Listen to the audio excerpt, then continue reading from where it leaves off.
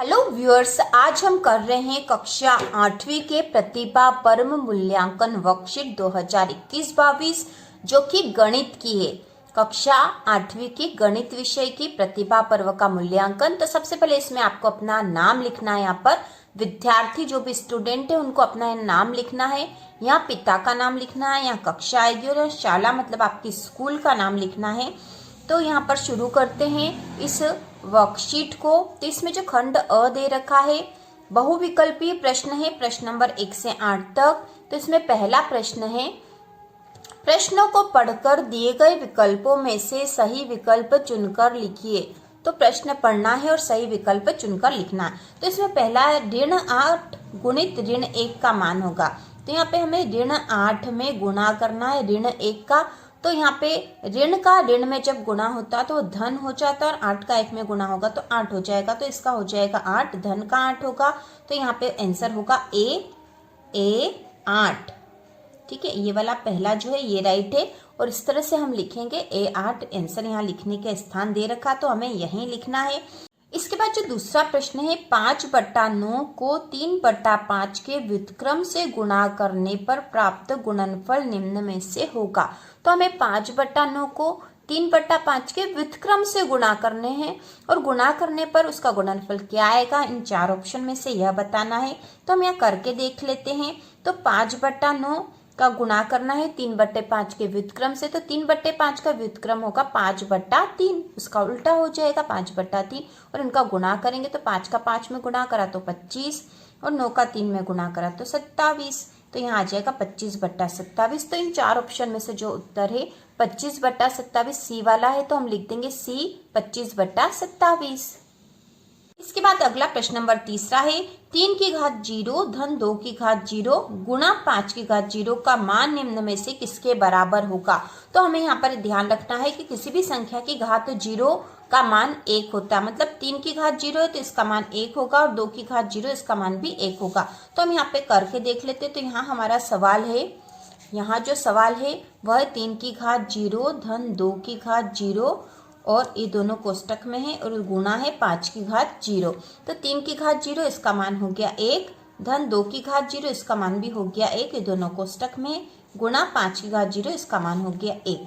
तो 1 में 1 जोड़ा तो ये हो गए 2 गुणा 1 बराबर हो जाएगा 2। तो इसका आंसर आएगा 2। तो हम यहाँ पे देख लेते हैं ऑप्शन में से कौन सा राइट है। तो यहाँ पे आएगा सी 2। ठीक है, सी वाला है 2, तो यहाँ आ जाएगा आंसर सी 2। इसके बाद अगला जो प्रश्न है 8x/9 ऋण 5x/9 का मान निम्न में से क्या होगा। तो इनका मान निकालना हमें। तो हम यहाँ करके देख लेते हैं। ये है 8x/9 ऋण 5x/9। तो यहाँ पे दोनों के जो है हर समान है, इसके बट्टे भी 9 है, इसके बट्टे भी 9 है, दोनों के हर समान है। तो यहाँ पे दोनों के हर आ जाएंगे 9 और यहाँ पे है 8x ऋण 5x मतलब 8x में से 5x घटा देंगे तो यहाँ हो जाएगा 8 में से 5 गया तो बचा 3x/9 हो गया। अब 3/9 है तो 3 से 9 कट जाएगा, 3 एकम 3, 3 तिया 9। ठीक है, 3 एकम 3, 3 तिया 9। तो यहाँ हो जाएगा x/3। क्योंकि एक x है तो एक लिखने की आवश्यकता नहीं है तो यहाँ हो जाएगा x/3 आएगा यहाँ आंसर। तो हम यहाँ ऑप्शन में देख लेंगे x/3। यहाँ पे डी वाला है तो हम यहाँ लिख देंगे आंसर डी x/3। इसके बाद अगला प्रश्न है एक न्यून कोण का संपूरक कोण होगा। तो न्यून कोण का संपूरक कोण वह होता है जब दोनों कोणों का योग 180 होता है। तो यदि एक कोण न्यून कोण है तो दूसरा कोण होगा अधिक कोण। अधिक कोण होगा तो ही उन दोनों का योग 180 होगा। तो यहाँ पे आंसर आएगा अधिक कोण। तो यहाँ सी अधिक कोण। ठीक है, यहाँ हम लिखेंगे सी अधिक कोण और इसी प्रकार आपको कॉपी में लिखना है। इस तरह से हल आप नहीं करो तो भी कुछ आवश्यकता नहीं है, सब रफ में करने की है। इसको आप सीधे यहाँ आंसर लिख दोगे अधिक कोण।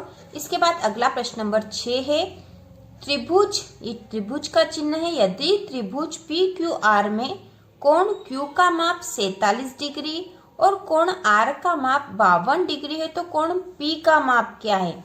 तो हमें ये पता है कि त्रिभुज के तीनों कोणों का योग कितना होता है।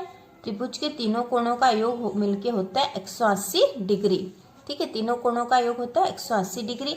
अब यहाँ पे दे रखा है एक कोण 47 और एक कोण 52 है, मतलब एक कोण 47 है एक कोण 52 है, तो दोनों मिलके हो गए 7 और 2 9 और 5 और 4 9, तो ये 99 हो गए। लेकिन तीनों कोणों का योग तो 180 होता है, हमें पता है, तो 180 में से 99 घटा देंगे हम तो तीसरे कोण का माप आ जाएगा। तो हम घटा देते हैं यहाँ पे 180 में से 99 घटा देंगे, तो 10 में से 9 गया तो 1, अब यहाँ बचा है 17 में से 9 गया तो यहाँ पे बचेगा 8, ठीक है 8, तो यहाँ बचे हैं 81। तो अगला जो तीसरा कोण है वह पी का जो माप है वह 81 है, क्योंकि त्रिभुज के तीनों कोणों का माप होता है 180 डिग्री, तो यहाँ आएगा 81। तो यहाँ हम लिख देंगे बी 81, क्योंकि बी वाला दे रखा था 81 डिग्री। इसके बाद अगला जो प्रश्न है, यदि त्रिभुज ए बी सर्वांग सम है त्रिभुज पी क्यू आर, तो भुजा ए बी की संगत भुजा होगी, भुजा ए बी की संगत भुजा कौन सी होगी? तो यहाँ क्रम से दे रखा ए बी सी, जैसे हम यदि दो त्रिभुज बना भी लेते हैं, ठीक है, दो त्रिभुज है, तो यहाँ पे हमें क्रम से नाम देना होगा ए बी सी, जैसे ये है ए, ये बी और ये सी, तो उसी प्रकार त्रिभुज पी क्यू आर में भी हम इसी क्रम से नाम देंगे, मतलब इसको पी, ये क्यू हो जाएगा और ये आर हो जाएगा। अब यहाँ ए बी की संगत भुजा पूछी तो ए बी की संगत भुजा हो जाएगी पी क्यू, ठीक है, तो यहाँ आंसर आ जाएगा पी क्यू, तो हम लिख देंगे ए पी क्यू, ठीक है। अब अगला प्रश्न नंबर 8 है, अंग्रेजी विषय की एक परीक्षा में छात्रों के अंक 36, 28, 7, 39, 45, इसकी मध्यिका क्या होगी? तो हमें मध्यिका निकालना है, तो मध्यिका निकालने के लिए हमें जो भी अंक दे रखे होते हैं उन्हें हम बढ़ते क्रम में लिखते हैं। तो सबसे पहले छोटी संख्या, फिर उससे बड़ी, इस क्रम में जमा कर जो बीच वाली संख्या होती है वही मध्यिका कहलाती है। तो पहले हम इन्हें क्रम से जमा लेंगे, तो सबसे पहले हम यहाँ पे रफ में कर लेंगे। तो सबसे पहले छोटी संख्या कौन सी है? यहाँ पे 7 है, इससे 7 से बड़ी है 28, 28 से बड़ी है 36, 36 से बड़ी है 39 और 39 से बड़ी है 45। तो यह कुल 5 संख्याएं हैं। अब इनके बीच की जो संख्या है वो ये 2 इधर है 2 इधर, बीच की संख्या हो गई 36, तो 36 ही इसके मध्यिका होगी। जो बीच की संख्या होगी जब हम इनको बढ़ते क्रम में जमा लेंगे और उसके बाद जो बीच की संख्या होगी वही उसकी मध्यिका होती है, तो यहाँ मध्यिका होगी 36। तो यहाँ ऑप्शन में से अब देख लेंगे 36 कहाँ, तो बी वाला जो आंसर है वह 36 है, तो हम यहाँ उत्तर में लिख देंगे बी 36। इसके बाद जो अगला प्रश्न है लघुत्तरी प्रश्न है, प्रश्न क्रमांक 9 से 13 तक 2-2 अंक के जो प्रश्न है ये 2-2 अंक हैं इनके। तो प्रश्न नंबर 9 है 3/4 को प्रतिशत में बदलिए। तो किसी भी संख्या को प्रतिशत में बदलना बहुत ही आसान है। तो जैसे 3/4 को बदलना है तो 3/4 गुना 100, उसमें 100 का गुणा कर देंगे। तो अब इनमें 100 का गुणा करना है, तो 100 का गुणा 3 में हो जाएगा, तो ये हो जाएगा 300/4। अब 300 में 4 का भाग लगा देंगे, तो हम सीधा भाग लगा देते हैं, 4 एकम 4, 4 का पढ़ा 7 बार बोला तो 4 7 28 हो गए, 2 बचा और ये ऊपर से 0 उतार ली तो 20 हो गए, तो 4 पंजो 20, ठीक है, 4 पंजो 20। जैसे यहाँ पे रफ में करके भी देख लेंगे हम, आपको ये अलग से करना है। 4 7 28, अब यहाँ पे 10, यहाँ जो 30 में से 28 गए तो 2 बचे, ऊपर से उतारा 0, 4 पंजो 20, ठीक है। तो इस प्रकार हो जाएंगे 75, तो यहाँ हो जाएंगे 75%। ये हमारा आंसर, हमें आंसर प्रतिशत में निकालना था, इस संख्या को प्रतिशत में बदलना था, तो हमने बदल दिया है। इसके बाद अगला प्रश्न नंबर 10वां है, एक दुकानदार ने एक कुर्सी 450 रुपए में खरीदी और 500 रुपए में बेच दी, तो उसका लाभ प्रतिशत ज्ञात कीजिए। तो दुकानदार ने कुर्सी खरीदी थी 450 रुपए में, तो यह उसका क्रय मूल्य हो गया। तो हम यहाँ हल करेंगे, तो हम लिख देते हैं क्रय मूल्य, क्योंकि दुकानदार ने किस कीमत में खरीदी थी वह क्रय मूल्य होगा, तो उसका क्रय मूल्य है 450 रुपये, 450 रुपये क्रय मूल्य है। और जो बेची है, जो बेचने का भाव होता है वह उसका विक्रय मूल्य कहलाता है। तो उसने बेच दी 500 रुपये में बेची है, तो हम यहाँ लिख देंगे विक्रय मूल्य बराबर 500 रुपये, 500 रुपये उसका विक्रय मूल्य हो गया। तो उसका लाभ प्रतिशत ज्ञात करना, हमें निकालना उसका लाभ प्रतिशत, तो पहले हम लाभ निकाल लेंगे। तो अब यहाँ पे हम लिख देते हैं लाभ बराबर विक्रय मूल्य ऋण क्रय मूल्य। विक्रय मूल्य में से क्रय मूल्य घटा देंगे तो हमें लाभ मिल जाएगा। तो विक्रय मूल्य है 500, ठीक है, और क्रय मूल्य है 450। तो 500 में से 450 घटा देंगे तो हमें मिल जाएंगे 50। तो यहाँ पे आ जाएगा 50 रुपये जो इसका लाभ हो जाएगा। तो हम लिखते हैं लाभ बराबर 50 रुपये।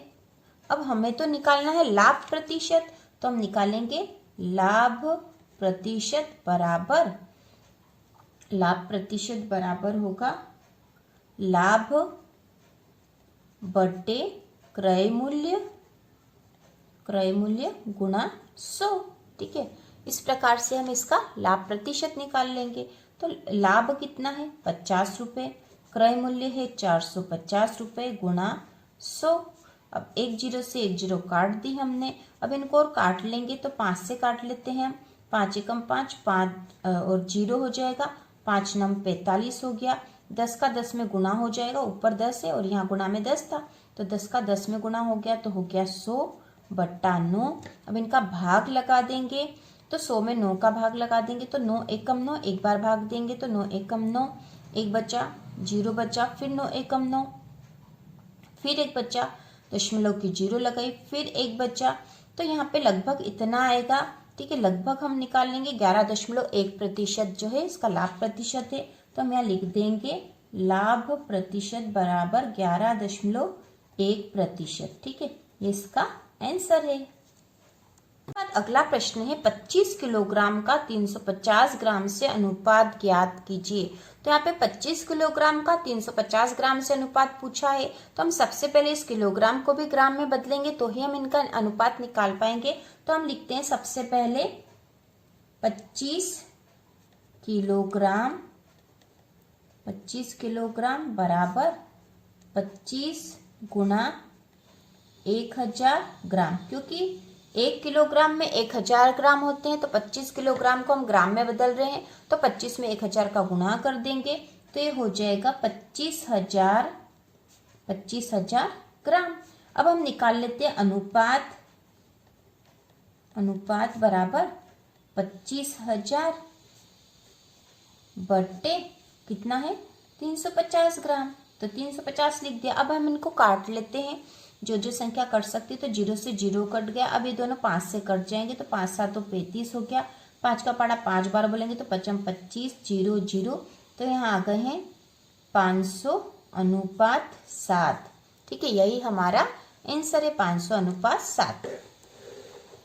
इसके बाद जो अगला प्रश्न है 3x ऋण y धन 11 और ऋण y ऋण 11 के योग में से 3x ऋण y ऋण 11 को घटाइए। तो हमें पहले तो इन दोनों का योग करना है और जो योग आएगा उसमें से ये घटाना है। तो पहले हम इन दोनों का योग कर देते हैं।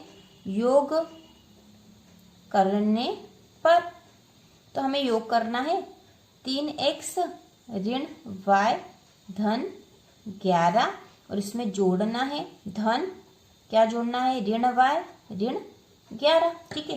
तो इनको इसी प्रकार से जोड़ते हैं तो क्या हो जाएगा यहाँ 3x ऋण y धन 11, धन का ऋण में गुणा करेंगे तो ऋण का y और धन का ऋण में करेंगे तो ऋण का 11। अब इसको देखो यहाँ पे धन का 11 और यहाँ ऋण का 11 तो दोनों आपस में कट जाएंगे। अब क्या बचा यहाँ पे 3x और ऋण का y और ऋण का y, दो ऋण के y हो गए तो ऋण के 2y लिख दिया हमने। तो योग करने पर हमें ये संख्या प्राप्त हो गई। अब योग जो हुआ था तो हमें जो करना था 3x ऋण y धन 11 और ऋण y ऋण 11 के योग में से 3x ऋण y ऋण 11 को घटाइए। तो योग तो हमने कर लिया है, इसमें से हमें घटाना है 3x ऋण y ऋण 11 को। तो हम इसमें से घटा देते हैं, हम यही घटा देंगे क्योंकि जगह ज़्यादा नहीं है। तो हमें ये प्राप्त हो गया, इसमें से घटाना है तो जो घटाने वाली संख्या पूरी यहाँ लिख देंगे 3x ऋण y ऋण 11 को घटाना है। तो यहाँ पे हमने घटाव करके पूरी संख्या लिख दी। अब इस जो ऋण का चिन्ह है इसका इन सब में गुणा होता है तो यह हो जाएगा 3x ऋण 2y और ऋण का गुणा 3x में होगा तो ऋण के 3x, ऋण का गुणा ऋण में होगा तो अब धन हो गया y और ऋण का ऋण में हुआ तो धन 11। अब देखो जो संख्या कट सकती है उन्हें काट देंगे, लेकिन यहाँ कुछ भी कटने जैसा है। यहाँ पे धन का 3x और ऋण का 3x है, तो धन के 3x से ऋण का 3x कट गया। अब यहाँ पे ऋण का 2y है, ऋण का 2y है और धन का y है, तो 2y में से y घट जाएगा और चिन्ह बड़ी संख्या का आएगा, क्योंकि ये ऋण की और ये धन की है। तो भिन्न चिन्ह है दोनों के, एक धन और ऋण वाली संख्या आपस में घटती है और चिन्ह हमेशा बड़ी संख्या का आता है। तो यहाँ बड़ी संख्या ये वाली है, ऋण के 2y है तो ऋण की बड़ी संख्या, तो ऋण का चिन्ह आएगा। 2y में से y घट गया तो बचा 1y, तो यहाँ हो जाएगा ऋण का y। ठीक है, 1y है, धन 11। तो ये इसका आंसर है, ऋण y धन 11। इसके बाद जो अगला जो सवाल है 13वां, 4/9 के समतुल्य 4 परिमेय संख्या लिखिए। तो इसके समतुल्य परिमेय संख्या लिखनी तो बहुत आसान है, तो इसको हम हल करेंगे। तो 4/9 के समतुल्य परिमेय संख्या लिखने के लिए सबसे पहले हम इसमें 2/2 का गुणा कर देंगे, मतलब 2 का ऊपर भी गुणा और 2 का नीचे भी, अंश में भी 2 का गुणा और हर में भी। तो ये जो बट्टे वाली संख्या होती है इसमें ऊपर की संख्या अंश कहलाती है और नीचे वाली संख्या हर कहलाती है। अंश में भी 2 का गुणा और हर में भी 2 का गुणा करने से इस संख्या पे कोई फर्क नहीं पड़ेगा, और जब इनको काटेंगे 2 से 2 कट जाएगा और यहाँ पे वापस वही संख्या प्राप्त हो जाएगी। तो इस प्रकार हम गुणा कर सकते हैं और परिमेय संख्या हम निकाल सकते हैं। तो 4 दूना 8 हो गया बट्टा 9 दूना 18, तो ये संख्या प्राप्त हो गई पहली। इसी प्रकार हम 4/9 में 3/3 का गुणा कर देंगे, तो यहाँ हो जाएगा 4 तिया 12 बट्टे 9 तिया 27। इसी प्रकार 4/9 में हम अब 4/4 का गुणा कर देंगे, तो 4 चौक 16 बट्टे 9 चौक 36।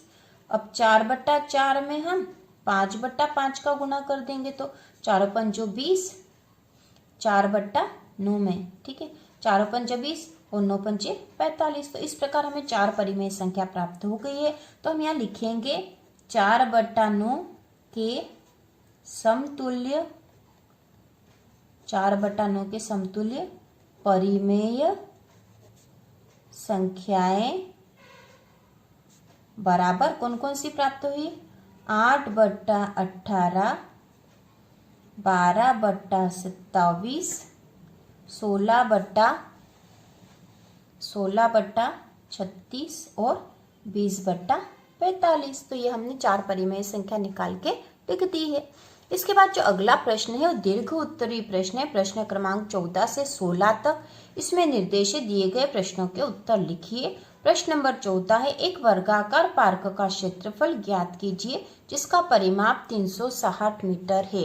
तो यहाँ हमें परिमाप दे रखा है, वर्गाकार पार्क है मतलब वर्ग का सूत्र लगेगा इसमें, तो वर्ग का परिमाप दे रखा और हमें वर्ग का क्षेत्रफल निकालना है।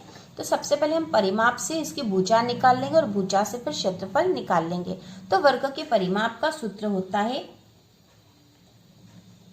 वर्ग का परिमाप बराबर 4 गुणा भुजा, क्योंकि वर्ग की सभी भुजाएं बराबर होती इसलिए इसका सूत्र होता है वर्ग का परिमाप बराबर 4 गुणा भुजा। तो यहाँ पे वर्ग का परिमाप तो दे रखा 360 मीटर, तो हमने लिख दिया 360 बराबर 4 गुणा भुजा। तो यदि हमें भुजा निकालनी हो, केवल भुजा ही निकालनी, तो हम क्या करेंगे, इस 4 को इधर ले आएंगे, तो 360 बट्टा 4 हो जाएगा, क्योंकि यह 4 गुणा में था, बराबर के इधर आ गया तो ये बट्टे में आ जाएगा।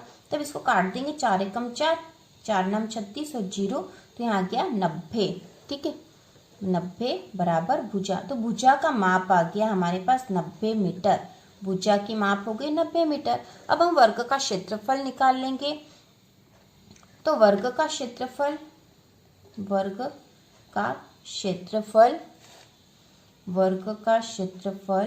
बराबर होता है भुजा गुणा भुजा। ठीक है, भुजा गुणित भुजा। तो हम इसमें मान लिख देंगे। तो यहाँ पे वर्ग का क्षेत्रफल निकालने के लिए भुजा तो हमने निकाल ली, भुजा का मान था 90 गुणा 90, तो बराबर हो जाएगा 90, 9 में 9 का गुणा करेंगे तो 81 और 0 0 मतलब 8100 वर्ग मीटर। ठीक है, क्योंकि ये क्षेत्रफल है इसलिए वर्ग मीटर आएगा इसका आंसर, और यही हमें निकालना था, हमें इसका क्षेत्रफल निकालना था, ये हमने निकाल लिया है। इसके बाद अगला प्रश्न नंबर 15 है, एक विद्यार्थी एक पुस्तक को प्रतिदिन 1 सहित 3/4 घंटे पढ़ता है। यदि वह संपूर्ण पुस्तक को 6 दिनों में पढ़ता है तब उस पुस्तक को पढ़ने में कुल कितने घंटे लगेंगे। तो यहाँ हमें समझ के करना है, एक विद्यार्थी एक पुस्तक को प्रतिदिन मतलब एक दिन में इतने घंटे पढ़ता है तो 6 दिन में कितने घंटे पढ़ेगा यह बताना है। तो हम यहाँ लिखेंगे विद्यार्थी एक दिन में पढ़ता है बराबर 1 सहित 3/4। तो इसको हल कर लेंगे, यह विषम भिन्न है तो इसको हम, यह मिश्रित भिन्न है तो इसको हम विषम भिन्न में बदल लेते हैं। तो 4 एकम 4, 5 6 7 मतलब 7/4। तो अब लिखेंगे इसलिए 6 दिन में पढ़ेगा बराबर, क्योंकि एक दिन में इतना पढ़ता है तो 6 दिन में कितना पढ़ेगा, 6 गुणा 7/4। ठीक है, 6 गुणा 7/4 हो जाएगा। तो यहाँ पे हम गुणा कर देते हैं, 6 7 42/4 हो जाएगा। अब इसको भाग लगा देते हैं तो यह हो जाएगा, 4 का भाग 42 में लगाएंगे तो 4 एकम 4, फिर भाग नहीं जाएगा उसकी 0 हो जाएगी। ऊपर बचेगा, आखिरी में बच जाएगा यहाँ पे 2, तो 2/4 हो जाएगा। ठीक है, 2/4 या फिर 2 एकम 2, 2 दूनी 4 कर देंगे तो 10 सहित 1/2 मतलब 10.5 घंटे पड़ेगा। ठीक है, 10.5 घंटे पड़ेगा, 10.5 घंटे पड़ेगा। 10.5 घंटे मतलब 10 घंटे 30 मिनट पड़ेगा। ठीक है, 10 घंटे 30 मिनट पड़ेगा। या फिर इसको 1/2 न करके हम ऐसे भी कर सकते थे, ये 42/4 आ रहे हैं तो 4 एकम 4, भाग नहीं गया उसकी 0, दशमलव, फिर 2 के पीछे 0 लग जाएगी तो 20 हो जाएगा, 4 और 5 20, तो 10.5 घंटे भी, इसका भी मतलब 10.5 घंटे ही हो रहा है और 10 घंटे 30 मिनट वह पड़ेगा। यही इसका आंसर है। इसके बाद जो अगला प्रश्न है, 2 समांतर रेखाओं L और M को तिर्यकी छेदी रेखा N काटती है, तो निम्नलिखित प्रश्नों के उत्तर लिखिए। तो यहाँ पर ये जो चित्र दे रखा है इसके आधार पर हमें इन प्रश्नों के उत्तर देना है। तो यहाँ 2 समांतर रेखाएं दे रखी है, L है और ये M है और इसको तिर्यक छेदी रेखा N काट रही है। ये जो रेखा N है ये काट रही है और इसमें जो कोण बन रहे हैं, ये रेखा जब काटती है इसको तो कोण बन रहे हैं। यहाँ तो कोण दिखा रखे हैं, ये कोण A है, ये B है, ये C और ये D है। उसी प्रकार ये E, F और G, H कोण है यहाँ पे। तो हमसे पूछा कि इनमें से अंतः कोण कौन से हैं, बाह्य कोण कौन से हैं, संगत कोणों के युग्म कौन से और एकांतर अंतः योगों के कोणों के युग्म पूछे हैं यहाँ पे। तो अंतः कोण जो है, अंतः कोण जो अंदर की तरफ बन रहे, जैसे ये C, D, E और F, यह अंतः कोण है। तो हम लिख देंगे C, D, E और F अंतः कोण है। अब हमसे बाह्य कोण पूछे हैं, तो बाह्य कोण है जो बाहर की तरफ बन रहे हैं, जैसे B, A और G, H, तो हम यहाँ लिख देंगे B, A, G, H, ये बाह्य कोण है। अब संगत कोणों के युग्म, तो संगत कोणों के युग्म है, जैसे यहाँ पे A है और ये E है तो ये संगत कोण है। तो संगत कोणों के युग्म है AE। ठीक है, AE। और उसी प्रकार है B, ये वाला B और F, ये संगत कोणों के युग्म है तो हम लिख देंगे B, F। और इसी प्रकार है CG, तो हम यहाँ लिख देंगे CG। और DH, DH, ये संगत कोणों के युग्म है। उसी प्रकार एकांतर अंतः कोणों के युग्म पूछे हैं, तो एकांतर अंतः कोण है A और E, C और E। ठीक है, तो यहाँ हम लिखेंगे CE, एकांतर अंतः कोणों के युग्म है CE और DF, DA। तो इस प्रकार यह पूरा जो है प्रतिभा पर्व का पूरी वर्कशीट हो चुकी है। बहुत ही आसान था यह। तो इसी प्रकार के और वीडियो देखने के लिए, प्रतिभा पर्व की बाकी वर्कशीट देखने के लिए चैनल को सब्सक्राइब कीजिए।